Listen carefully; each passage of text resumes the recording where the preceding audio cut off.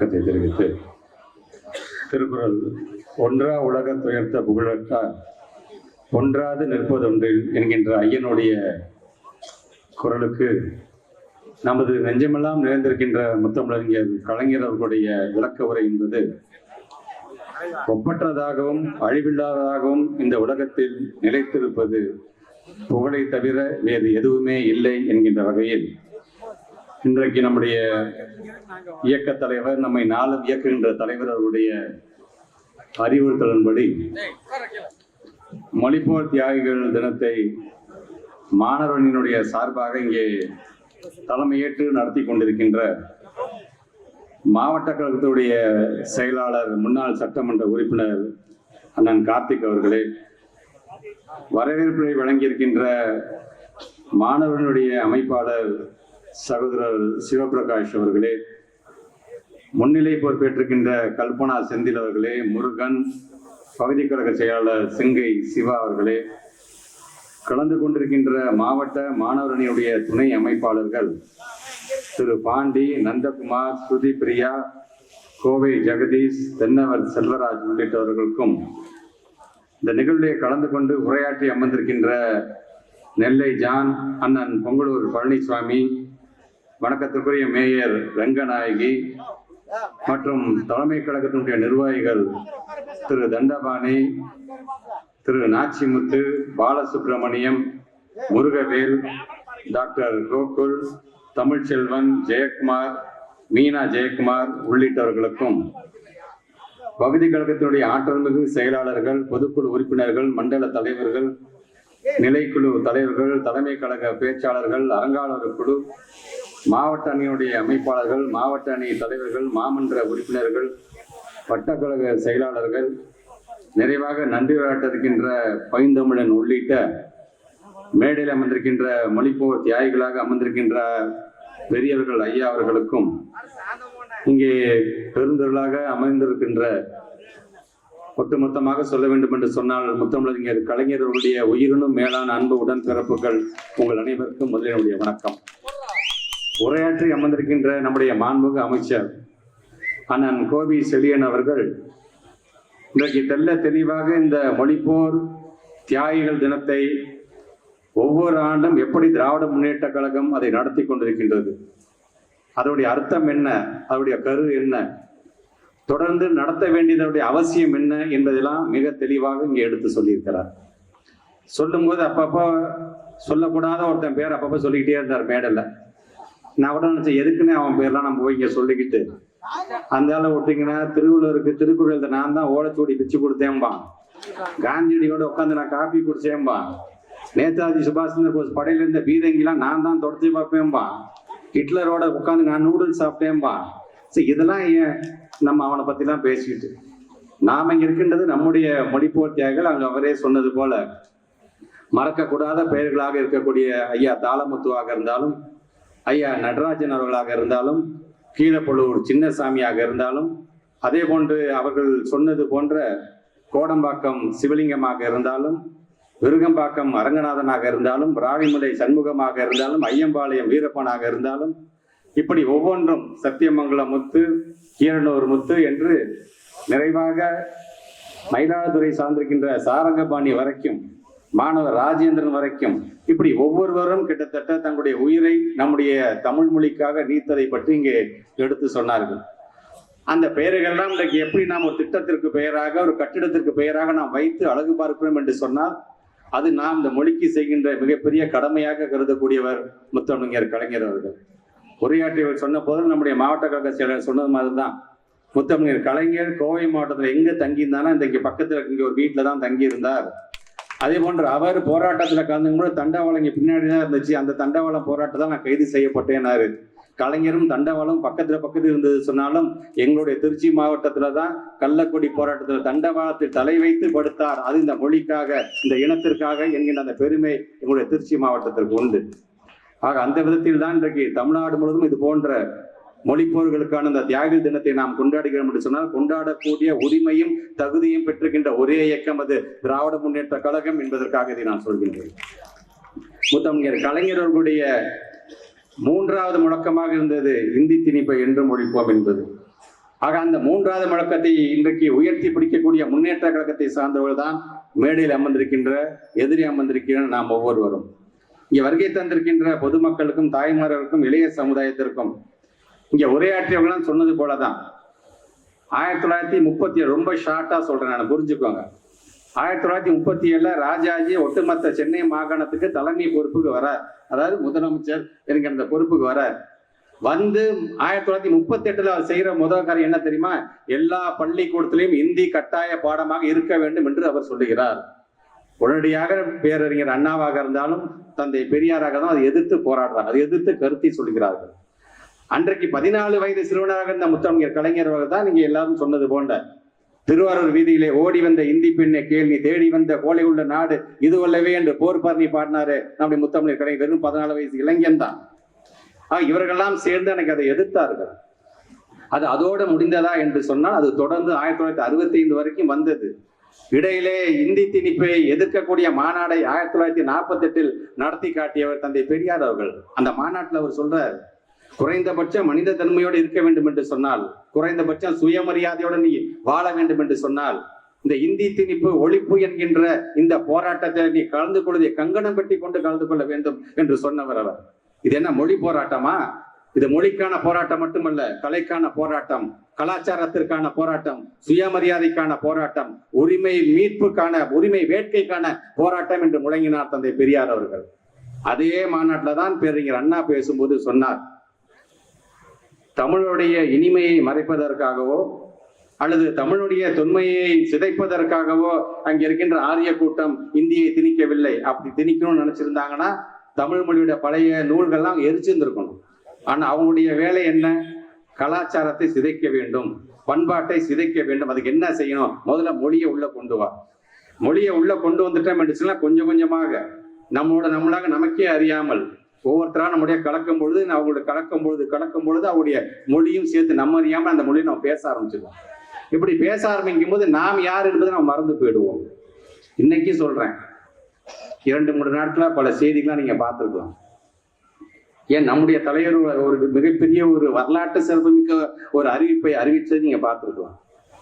ஒரு பக்கம் அவன் கோமயத்துக்கான பெருமையை பேசிட்டு இருக்கானா, நம்ம இரும்புக்கான தொன்மையை இன்னைக்கு நாம பேசிட்டு இருக்கிறோம். இன்னைக்கு சொன்னீங்க பாத்தீங்களா, 4000 வருஷம் கிடையாது, இரும்பை கண்டுபிடித்து 4000 வருஷம் எங்க எகிப்து நாட்டுல இருந்துச்சுன்னு சொன்னாங்க பாத்தீங்களா.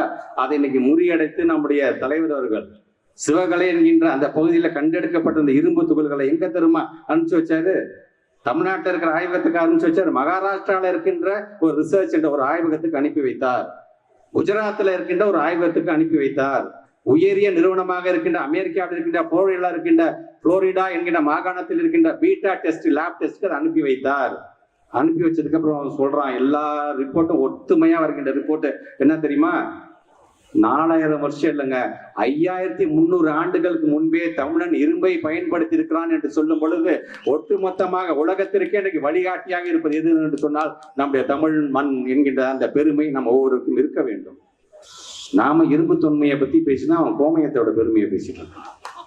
கோமயத்தை பிடிக்கிறதுக்கு சொம்ப தூக்கிட்டு ஓடும்போது கொம்போடு இருக்கின்ற காளைகளை தெம்போடு பிடிக்கக்கூடிய இளைய சமுதாயத்தை தமிழர்கள் காளையை பெற்றிருக்கின்ற தமிழ் கூட்டம் என்பதை மறந்துட கூடாது. நீங்க சொல்றான், மகா கும்பமேளம் நடக்குது, அங்கே காந்த கண்ணழுகை பார்த்தீர்களா என்று போடுறான். நீ காந்த கண்ணழுகை அங்க பார்க்கும்போது நாங்க கீழடியில ஆராய்ச்சி செஞ்சுட்டு இருக்கோம். நாங்க யார் என்பதை இந்த உலகத்துக்கு பறைசாற்றுவதற்கு தமிழினம் என்றால் என்ன, அதோடைய மொழி என்ன, அதோடைய பெருமை என்ன என்பதை நாங்க சொல்லிட்டு இருக்கோம். ஆனாதான் நடந்து முடிஞ்ச சென்னை இன்டர்நேஷனல் புக் ஃபேர் இப்ப நடந்து முடிஞ்சிச்சு. கிட்டத்தட்ட வெளிநாட்டை சார்ந்திருக்கின்ற பதிப்பாளர்கள், எழுத்தாளர்கள்லாம் இங்க வந்துட்டு போனாங்க. கிட்டத்தட்ட 64 நாடுகள் கலந்துகிட்டது என்று சொன்னா அதுல 13 நாடுகள் மட்டும்தான் இன்னும் திருக்குறளை அவங்களுடைய மொழியில் இன்னும் மொழிபெயர்க்காம இருந்தது. அந்த நாடை நீங்க பிடிச்சி திருக்குறள்னா என்னன்னு சொல்லி இன்னைக்கு அவர்களும் அவருடைய மொழியில இன்னைக்கு அதை மொழி மாற்றம் செய்கின்ற அளவுக்கு நாம் கொண்டு செல்கிறோம் என்று சொன்னால் தமிழை உலகத்திற்கு கொண்டு செல்கின்ற பணியிலே இன்னைக்கு மாண்புமிகு தமிழ்நாட்டு முதலமைச்சரை வழிகாட்டும்படி நாம் செய்து கொண்டிருக்கின்றோம்.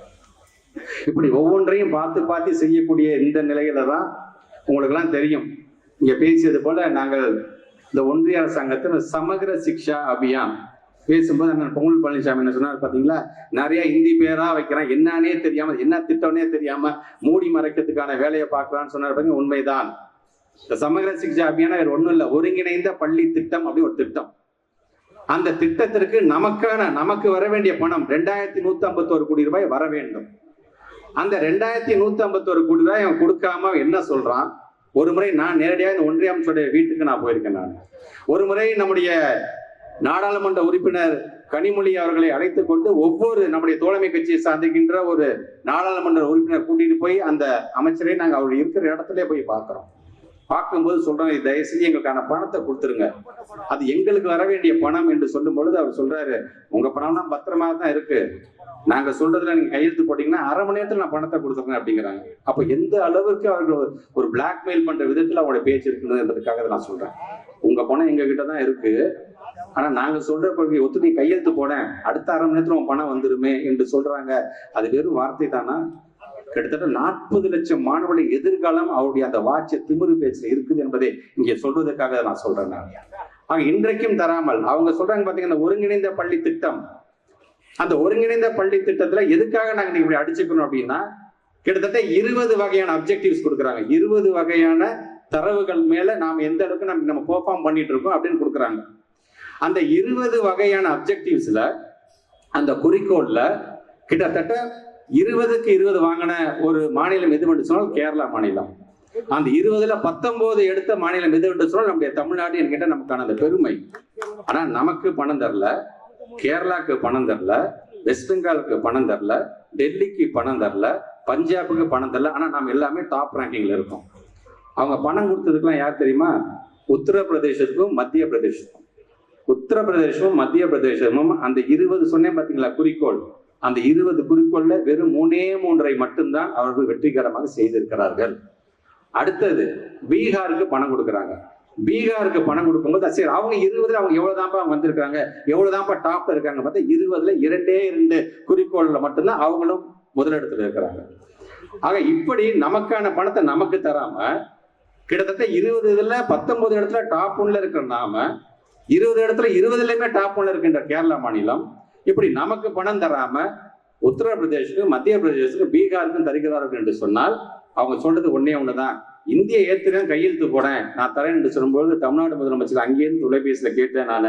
அவர் சொன்னாரு, அப்படி கொள்கையை விட்டு அந்த பணம் வேணும், நம்ம பணம் அவசியமே இல்லை, அந்த பணத்தை நாமளே நம்ம கொடுத்துக்கலாம் என்று உடனே கிளம்பி வா என்று சொன்னவர் தான் நம்முடைய முத்துவேல் கருணாநிதி ஸ்டாலின் என்பதை நீங்க மறந்துடக்கூடாது.